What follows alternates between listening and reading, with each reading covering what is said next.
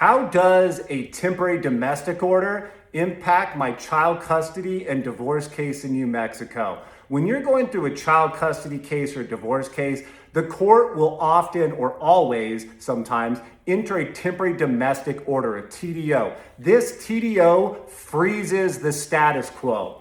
With a child custody case, the TDO importantly prevents the other parent from removing the child from New Mexico. So with a child custody case, if you want to prevent the other parent from leaving New Mexico with the child, you need that temporary domestic order.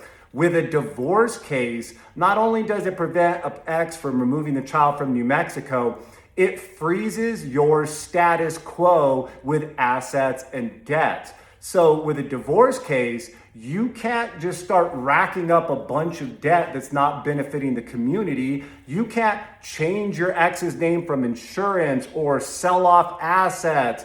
You can't do any of that under the temporary domestic order because it freezes the status quo. Now, if you are served with a temporary domestic order and then you violate it, the other party can file a motion to enforce the temporary domestic order, and the court, you can start off on bad footing with the court. They don't like you violating temporary domestic orders. It can show from day one that you don't care about the court's order, which can really bomb out your case. So a temporary domestic order with a custody case primarily prevents the other parent from removing the child from New Mexico. With divorce cases, it freezes the status quo and prevents removing the other party from bank accounts or accumulating massive debt.